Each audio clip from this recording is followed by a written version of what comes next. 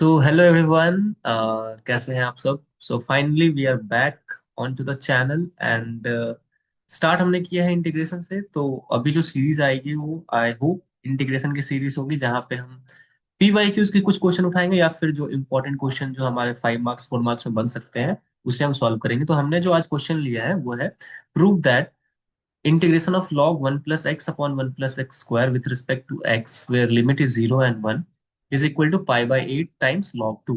मतलब ये क्वेश्चन जो है इसमें तीन इंपॉर्टेंट कॉन्सेप्ट्स लगने वाले हैं। पहला जो कॉन्सेप्ट लगेगा वो है हमारा सब्स्टिट्यूशन का। ठीक है, तो याद रखना है हमें। दूसरा जो कॉन्सेप्ट यूज होगा वो ट्रिगो का कॉन्सेप्ट इसमें यूज होने वाला है।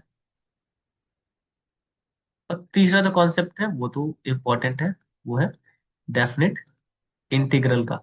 तो ये जो क्वेश्चन है वो इन तीन कॉन्सेप्ट को टेस्ट करता है।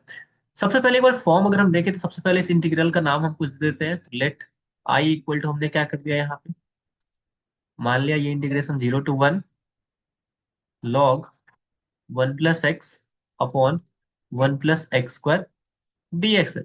अब नीचे हमें दिख रहा है कि 1 प्लस एक्स स्क्वायर है, और हम बहुत ही कंफर्टेबल है कि 1 प्लस एक्स स्क्वायर में एक्स अगर हम 10 डाल दे तो ये सेक स्क्वायर बनाएगा। ठीक है, तो हम यहाँ पे एक सब्स्टिट्यूशन करना स्टार्ट करेंगे। तो ये जो पहला की कॉन्सेप्ट था वो हमने यूज कर लिया।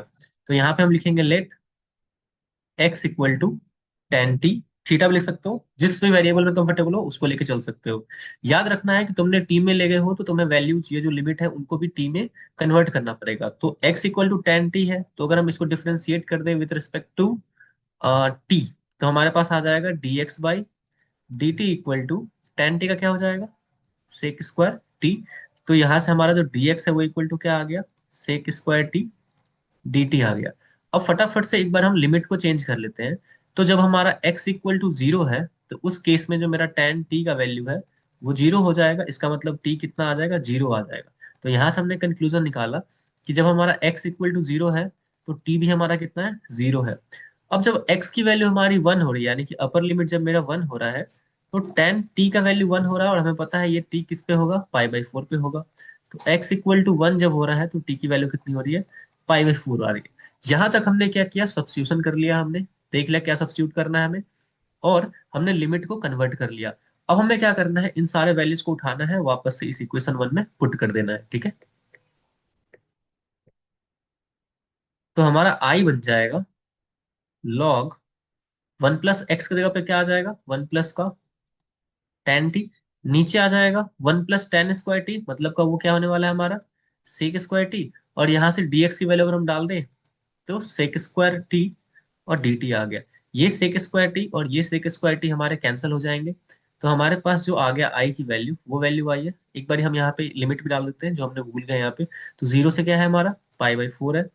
तो जीरो से pi by four log 1 plus ten T D T आ गया हमारा। ठीक है, अब जो सेकंड चीज हम यहाँ पे यूज करने वाले हैं ना, वो हम यूज करेंगे डेफिनेट इंटीग्रल की प्रॉपर्टी। उसे हम सिमेट्री भी बोलते हैं और किंग्स फॉर्मूला भी बोलते हैं। एनसीईआरटी में भी ये फॉर्मूला मेंशन्ड है। वो फॉर्मूला क्या बोलता है कि इसको हम चेंज कर सकते हैं, मतलब हम नया एक आई लिख सकते हैं। वो आई कैसे लिखेंगे, जहां पे भी हमारा वेरिएबल है, जैसे कि यहाँ पे टी है था हमारा, तो इसको हम टेन रहने देंगे। इसके जगह पे क्या लिखेंगे, इन दोनों लिमिट का सम, यानी कि 0 प्लस पाई बाई फोर, और माइनस का हमारा ये वेरिएबल आ जाएगा, मतलब माइनस का टी। और ये पूरा हमारा इंक्लूज हो गया इस ब्रैकेट से, तो डी टी आ गया। ये जो हमने यूज किया फॉर्मूला वो वही वाला फॉर्मूला है कि अगर ए बी हमारे लिमिट होते हैं, मतलब ऐसा देख लो, अगर ये ए बी है और ये एफ एक्स डी एक्स है, तो ये फॉर्मूला क्या हो जाता है, ये ए बी ही रहते हैं, ये हो जाता है f a plus b minus x d x. तो ये वाली फॉर्मूला की यूज यहाँ पे की गई है। तो यहाँ से हम देखें तो आई हमारा क्या आ गया बनके, आई का वैल्यू बन गया जीरो से pi by four log 1 plus 10 pi by four minus T और डी टी। अब ट्रिगो का हम बात कर रहे थे, ट्रिगो का बात हम क्यों कर रहे थे, क्योंकि यहाँ पे दिखता हुआ बन रहा है tan a माइनस बी। और हमारा tan a माइनस बी का फॉर्मूला क्या होता है, ये होता है tan a minus tan b 1 plus tan a tan b। इसका हम यूज यहाँ पे करेंगे। तो अगर हम इसका फॉर्मूला का यूज करें तो हमारे पास आ गया जीरो से pi by four log 1 plus 10 pi by four minus का टेन टी अपॉन में आ जाएगा हमारे पास वन प्लस का टेन पाई बाई फोर, और यहाँ पे आ गया टेन टी, और डी टी आ जाएगा। अब टेन पाई बाई फोर की वैल्यू कितनी होती है, तो उसकी वैल्यू होती है वन, तो यहाँ पे सब्स्टिट्यूट करेंगे हम, तो लॉग रह गया हमारा one plus one minus ten t, और ये आ गया वन प्लस टेन टी और डी टी। अब अंदर में अगर हम एलसीएम ले लें, तो एलसीएम लेने पे हमारा आ जाएगा जीरो से पाई बाई फोर, तो ये तो वैसा का वैसा ही है। एलसीएम लेंगे तो ये वाला टर्म यहाँ पे मल्टीप्लाई होगा, तो हमारा आ गया वन प्लस का ten t plus one minus का टेन टी, और अपॉन में क्या आ जाएगा वन प्लस टेन टी। तो ये टेन टी से टेन टी मेरा कैंसिल हो गया, ठीक है। तो हमारे पास जो बना फाइनल वो क्या बन रहा है, zero to pi by four log one plus one कितना आ गया टू, और one plus ten T D t. ये भी हमारा क्या है, आई ही है, तो इसको हम मान लेते हैं इक्वेशन थ्री। तो इक्वेशन टू कौन सा था हमारा, इक्वेशन टू जो हमारा बन रहा था वो ये बन रहा था, ठीक है। अब एक काम करते हैं, हम टू और थ्री को ऐड कर देते हैं, ठीक है। तो यहाँ हम लिखते हैं